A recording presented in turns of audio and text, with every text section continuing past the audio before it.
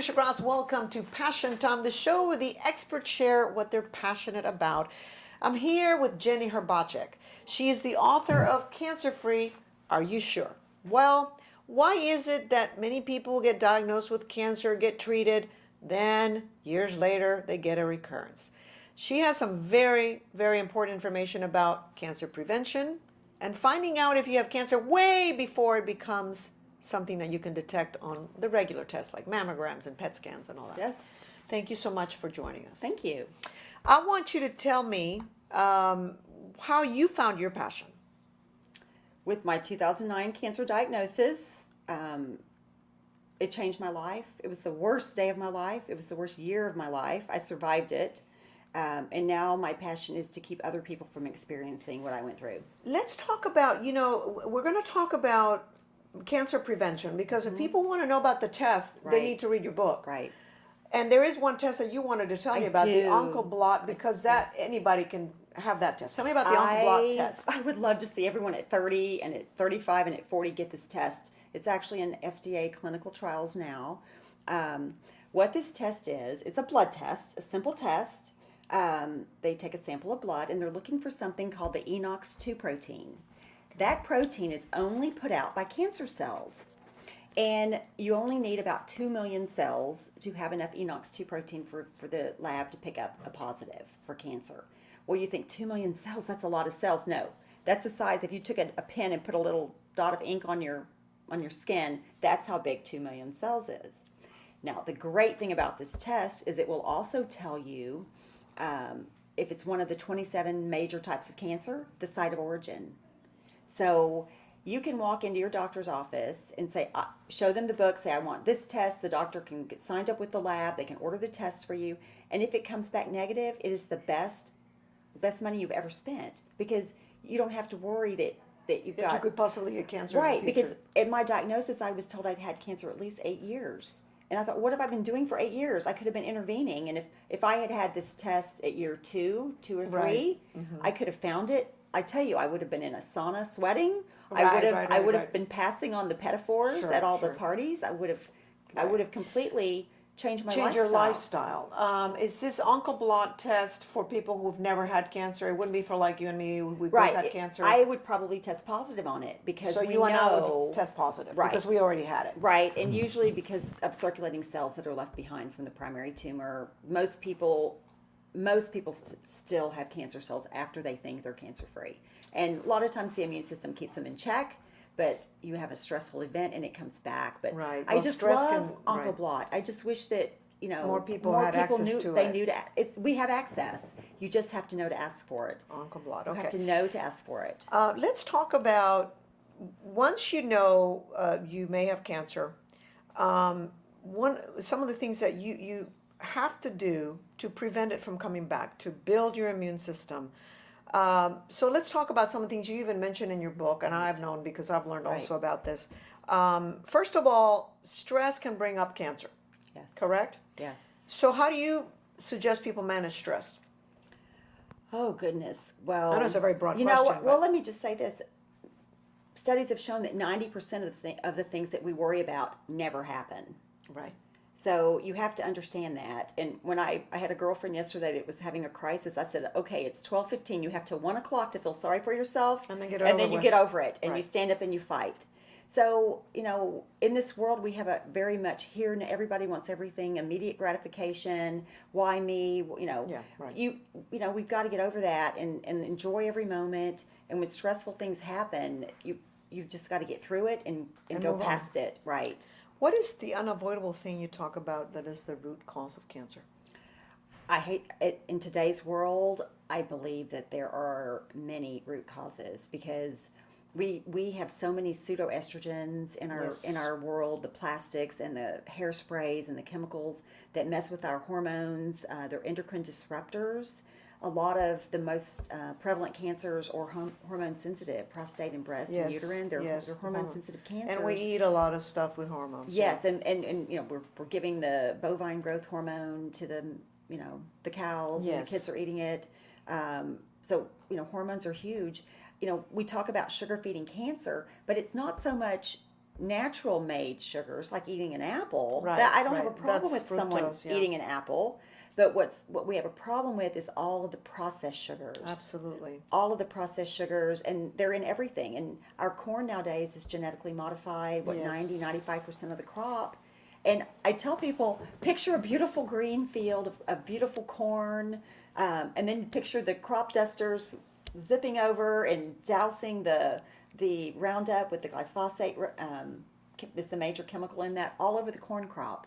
And the little bugs come along and they crawl up the corn stalk and they take a bite and they roll over there. They die. Their stomach explodes. Right. Well, then, they take that corn. It's beautiful. We eat it. We have so many people with digestive issues and Right, celiac right. and Crohn's and colitis, and it's rampant. And I just can't believe there's not some connection to all these chemicals and the way we've changed our food. I think when God made corn, I believe when he created everything in Genesis, he said it was good. He Right. didn't say, I messed up, I need y'all to genetically modify it. Yes. Put hormones in it. Yes. Or clean it up or use pesticides. Right. Yes, you're right. It's a very good point. every aspect of your life. So one of the things that you talk about is low sugar, because cancer grows in sugar. We know Well, that.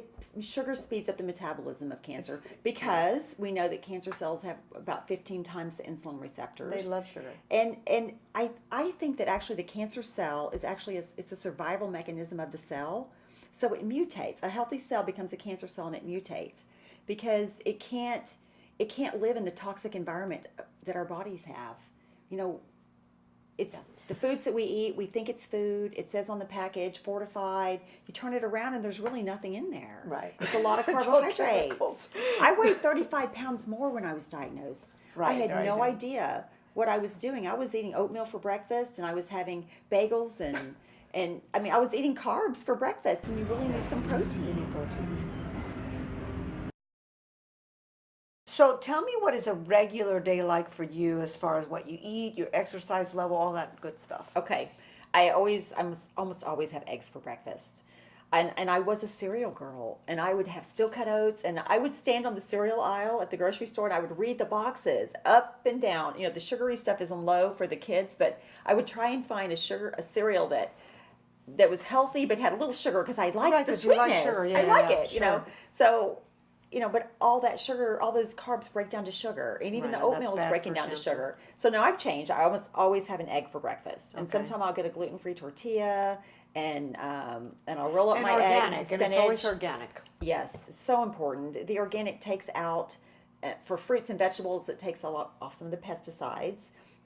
There's Environmental Working Group. You can go to their website, and they have the Clean 15 Dirty Dozen. Which vegetables and fruits are That the you best can- that you need to not worry about buying organic. But breakfast is great. You have to have a good breakfast.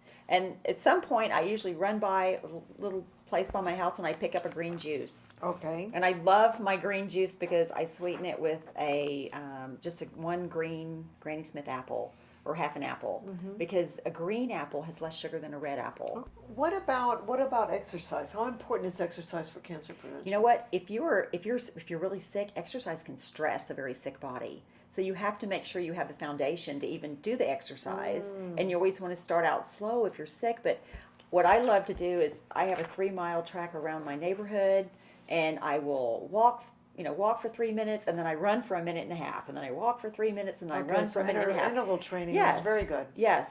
Well, let me ask you this: you talk about detox, and I've done all kinds of detox, but what works on a daily basis? Because you could do the tea and detox for 2 weeks, and then Right. but you really need to detox all your life. Yes. So, like for example, I started with water and lemon every morning. Right. What do you do? That's to a perfect detox? thing in the morning. It's some Okay. really hot, but your water has to be clean. It can't be It out of has the to be clean tap. water. You've got to Even tap have a water is system. not healthy. It's toxic. You need to have and if you're having reverse osmosis system, you have to realize you removed all the minerals. So you need to be supplementing with minerals. But I love a cup of warm water with some tea in the morning. I actually have a little sauna that I invested in upstairs, and To sweat. Yes, and I get Sweating in is there. important? It's so important, and having a bowel movement every day. Okay, that's because important. the body is meant. We have 4 ways that we detox: through the skin, through the breath, and through the stool, and I forgot the other one. We're gonna have to edit that. Cut. The stool and Oh, and the urine. I'm sorry. There's 4 ways the body detoxes: through our urine, our stool, our breath, and our skin. And we live in a society where everything is air conditioned, and we have got to get these toxins out. And I could get in my sauna, and I put the timer on for 30 minutes. It's just a little tent, and my head sticks out. And I put on a TV show, and because that will get me through the 30 minutes, and I will be dripping. Or if you can't do that, get in a hot tub up to your neck with water, and Epsom open salt. up the I use pores. Epsom You can salt can too. add Epsom salts, but sweating is so important. It's important to detox. Yes, because if you're toxic, cancer is a disease of toxicity and deficiency. The cells are toxic and they're deficient, and the cells don't want to die, so they mutate, and they become a cell that just can survive on fermenting sugar. They have no function because the body doesn't want to die. These cells, I just think it's a self mechanism where they want a survival mechanism. All right, Jenny Hrbacek, there's a lot of great information that you have in this book, and you've shared a lot of important information. So if you want more information, your website is www.cancerfreeareyousure.com, and do not wait for the lump or bump. Get That's tested right. early. Don't wait for the lump or bump.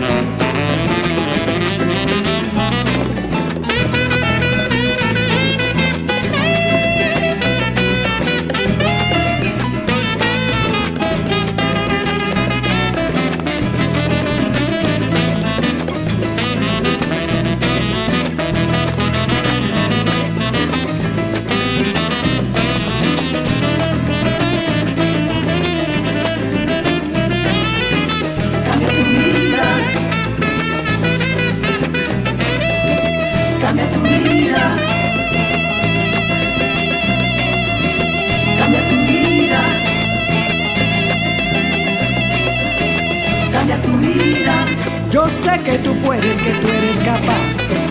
Cambia tu vida. La vida es una y tú vas a triunfar. Cambia tu vida. Con fe y esperanza, las puertas